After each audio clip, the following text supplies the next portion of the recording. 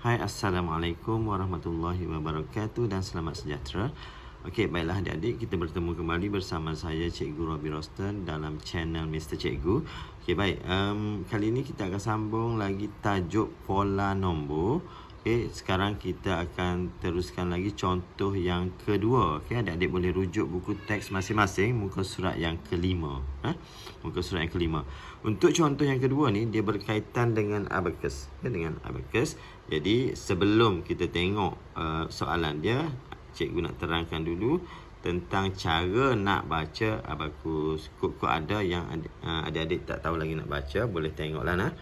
Okey. Jadi, untuk abacus, nilai dekat atas ni sebiji. Dekat atas ni nilai dia 5. Okay? Bahagian atas ni 5, ni 5, 5, 5, 5. Atas ni semua nilai dia 5. Okay? Atas ni nilai dia 5. Okay, dekat bawah ni nilai dia 1, 1, 1, 1. 1, 1, 1, 1. Ni pun 1. Maknanya ada 4 lah. 1, 1, 1, 1 kan. Okey. Untuk kita baca abacus ni, adik-adik hanya baca yang mana bersentuh ataupun yang kalau apa ni, yang ke atas diturunkan ke bawah, yang bawah dinaikkan ke atas. Maknanya menghampiri palang ni. Yang mana bersentuhan dengan palang ni ataupun dinaikkan ataupun diturunkan ke palang ni, yang tu sahaja kita baca. Okay, contoh untuk nombor ni, dari mana datangnya 5 ni, kita bermula dengan rumah sah. 5 ni maksudnya nombor ini sahaja yang diturunkan ke palang tengah ni. Maknanya 5 je lah. Yang bawah tidak dinaikkan. Okey, tidak dinaikkan tak dikira lah. Maknanya 5 sahaja. 5 lah. Okey. Dari mana datangnya 7? Yang ni diturunkan maknanya 5. Yang bawah dinaikkan berapa? Dinaikkan 2 sahaja. Jadi 5, 6, 7. Okey, dapat 7. Yang sini atas tak diturunkan, maka ke atas ni kosong lah ataupun sifar. Yang bawah dia naikkan semua. Jadi yang bawah cikgu kata tadi nilai dia 1 kan. Jadi 1, 2, 3, 4 lah. Ini 4. Yang sini 5. Tak ada kat bawah jadi 5. Yang ni 5, 6, 7, 8, 9. Okay, 9. Yang sini tak ada langsung, maknanya kosong. Okay, kat sini ada 3. Okay, 3. So kita baca 3,95,475. Okey, baiklah. Dia bagi ada 1, 2, 3. 3 nombor. Kat sini dia tak bagi apa nombor dia. Jom kita tulis sama-sama. Okey, adik-adik boleh tengok. Kat sini rumah sah nilai dia 5. Ya, cikgu tulis kat bawah ni lah sebab takut tak nampak. 5. Kat sini 5, 6, 7. Okey, 7. Dekat sini ada yang bawah saja kan. Jadi 4 lah. 4. Kat sini 5, 6, 7, 8. 8. Kat sini 5, 6, 7, 8, 9. Okey, 9. Kat sini tak ada. Kat sini 3. Okey. Jadi kalau adik-adik tengok kat situ, okey.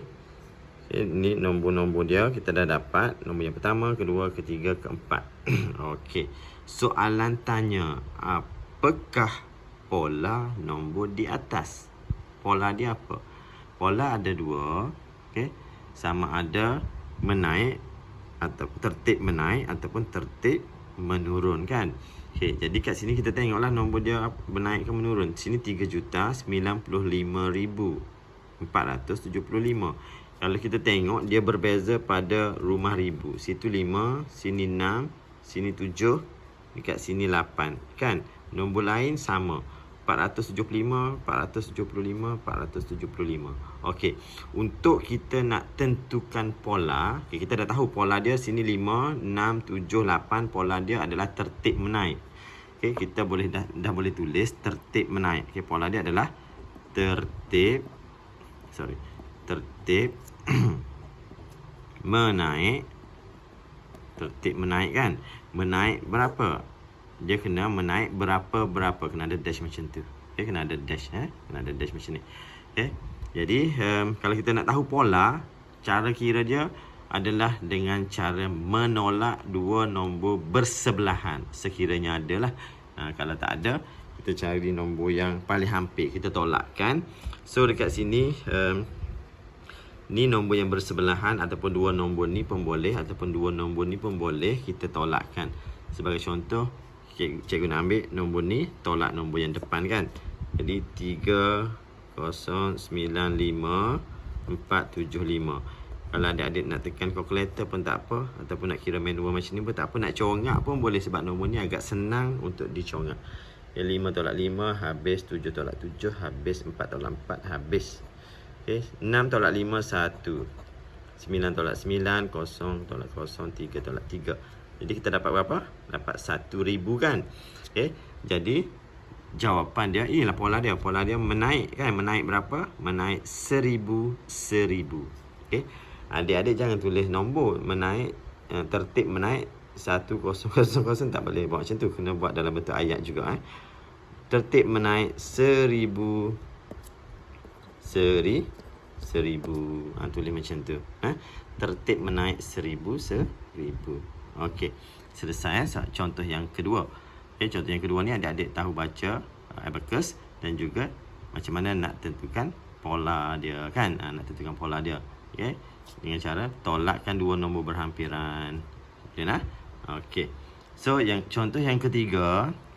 Contoh yang ketiga ni dia bagi satu garis nombor dan semua nombor dia dah bagi kat sini, dan dia bagi juga yang apa ni benda ni kan. Kalau adik-adik lihat kat sini, kalau kita tengok pada nombor ke atas, dia tulis kat sini tolak 1000 kan, tapi tolak 1000 tu mengundur daripada belakang, dia undur ke depan. Okey, dia tolak 1000 tapi daripada belakang. Okey, kalau ikut pola dia sebenarnya daripada sini ke sana adalah menaik. Menaik berapa? Kalau ke sana ke kanan maknanya menaik sejuta. Tapi kalau ke kiri, okay, tertib menurun sejuta. Okey, kita tengok. Bilang menurun 1 juta dari 6890740. Maksud ayat ni, maksud ayat dia ni, maksud ayat budak ni, apa yang perlu kita buat adalah daripada garis nombor ni, nombor asal yang dia bagi adalah 6,890,740. Dia bagi nombor ni saja. Jadi dia kata bilang menurun 1 juta dari nombor ni. Maknanya dia suruh buat ke kiri lah. Dia suruh buat ke kiri. Jadi pola nombor itu ialah tertib menurun 1 juta ke kiri. Biasanya kita buat pola ke kanan kan, ke kanan. Sebab ini dia macam dia nak sentuh sebenarnya tentang negatif, tentang nombor negatif ke kiri, nombor dia negatif ataupun berkurang ke kiri. Okey, tapi dia tak sebut lagi benda tu, sebab benda tu nanti adik-adik akan belajar di sekolah menengah lah tentang nombor positif, nombor negatif tu. Okey, jadi kat sini kalau biasanya kita baca pola nombor ni daripada kiri ke kanan. Okey, kebiasaannya macam tu. Okey, yang situasi yang ni dia bagi nombor ni, dia suruh bilang menurun sejuta ke kiri. Okey, berpandukan garis nombor lah, berpandukan garis nombor. Okey. Okey, itu contoh yang ketiga. Untuk contoh yang keempat ni, kenal pasti pola nombor daripada A ke I. Nyatakan polanya. Okey. Nilai nombor semakin kecil. Maksudnya daripada sini 7,657,000. Sini pun sama, 7,657,000. Sini 850. Dekat sini 450. Maknanya dia beza berapa? Tolaklah yang kat sini 850. Tolak yang ni saja, sebab yang ni sama kan. Jadi kita akan dapat pola dia 400. Dia berkurang 400. Adakah nombor ni berkurang 400 juga? Kita tolak juga nombor ni dengan nombor ni. Maksudnya yang ni kita tolakkan, nombor ni tolakkan kat sini. Kita akan dapatlah betul tak dia berkurang 400. Okey. Jadi pola nombor dia mestilah tertib menurun, okey, ke sana. Okay, sebab dia bagi tahu kat sini dari A ke I. Okay, A ke I. Maknanya daripada kiri ke kanan lah. Okey. Saya mendapati digit ratus bagi 3 nombor itu berbeza. Betul lah, kita tengok tadi pun memang dia berbeza pada bahagian ratus kan. Okey, jadi dia tolakkan. Okay, tolakkan nombor depan ni. Kalau tolak pun dapat sifar kan. Okay, tapi inilah cara dia. Kita tolak macam ni. tolak kita dapat 400. Kita biasanya kena tolak dua nombor, okey, dua nombor bersebelahan untuk mengesahkan pola tu menurun sekata. Okay, kadang-kadang dia berkurang macam ni tau.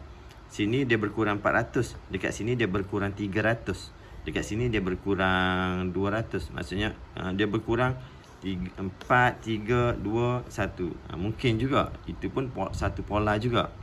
Jadi kita kena tolak dua set nombor macam ni untuk pastikan pola dia adalah sekata, sentiasa sama nombornya. Okey. Jadi kita akan dapat pola dia adalah tertib menurun 400.